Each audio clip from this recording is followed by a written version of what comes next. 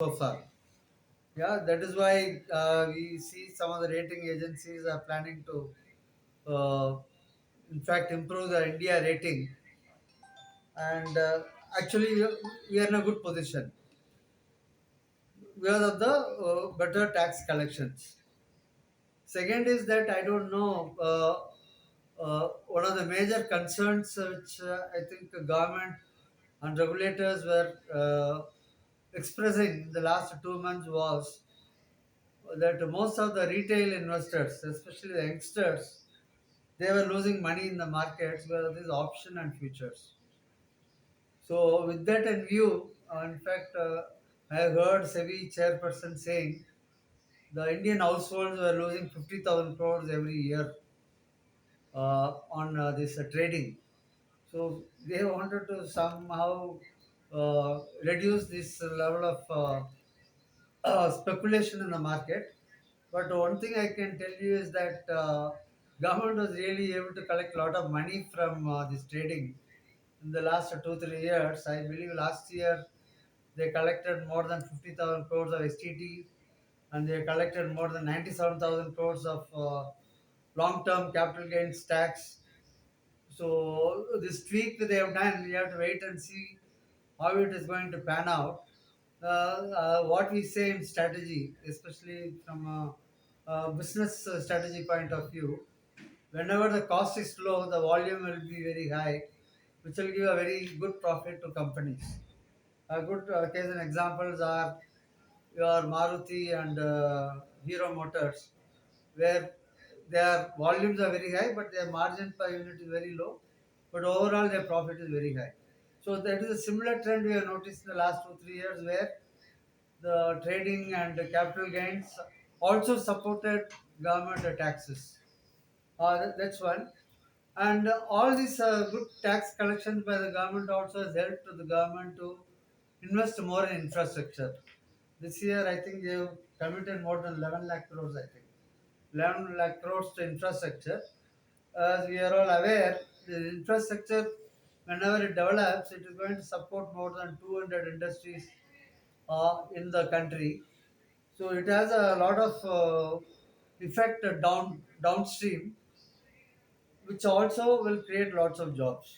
So that is a very good thing to happen. We also expect some kind of improvement in the capital expenditure from private sector, especially in sectors like solar, hydrogen, renewables, then this new age industries like uh, chip manufacturing, electronics. So we can expect this capital expenditure from private sector to go up in these sectors. So that will provide momentum. And third, of course, I don't know how far this scheme is going to work out. Government has brought out a very good scheme for employment, where they are encouraging companies to employ people, and they are also subsidizing uh, part of the amount towards the additional employment being provided by companies. But if you ask me, companies generally they look at they all have gone at a higher level of automation. They are looking at how to improve overall productivity. That is the only way they can improve the profits, which will lead to higher profits for the government. Because when they pay, they will pay higher taxes, so that will give additional revenue for the government. So I don't know how far the large companies will look at providing large employment to these people, despite government giving incentives. But we have to wait and see how this scheme will shape up. But for this scheme is going to be adopted by especially medium and small scale sector where they require more workers, especially labor intensive industries. Certainly, this scheme can provide a good fillip.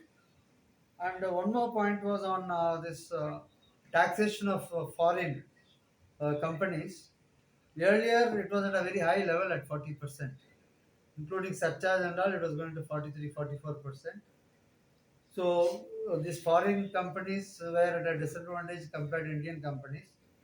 Now, of course, the government has reduced the taxation by 5%, which has been reduced to 35, the view to encourage more foreign direct investment from other countries. I'm sure this will go a big way in attracting a lot of foreign capital to India. Uh, then the other issue was on angel tax. Angel tax is one. The last 4 5 years there was a lot of uncertainty on this angel tax, which was a big concern for startups, which was a big concern for private equity companies which are giving money to these startups. So now that issue has been clarified by the government, has been simplified by the government. At least the funding winter we saw for startups in the last 2 years, somehow some part of that will go away. So the startups should be able to attract more investment. And one more area which I think the economic survey, our chief economic advisor was saying that we have to look at the FDI from Chinese companies. Today, if you look at China, China is a leader in the new age industries, especially the solar, electric vehicles, chip manufacturing. So China is a leader. So they are contributing. They are selling more electric vehicles in the world than anybody else. They are selling more solar equipments than anybody else in the world. So they have competitive edge. I think 2 3 months back there was an article by our chief economic advisor in Mint where the team of him found that when you look at the imports from China, we are just looking at the imports from China. He was also saying that you look at imports from other countries where the components from China were going as a part of manufacturing. Then he said that the incidence of the imports into India through other channels like Vietnam and other countries, if we include, then actually the imports from China was higher than what we are importing. So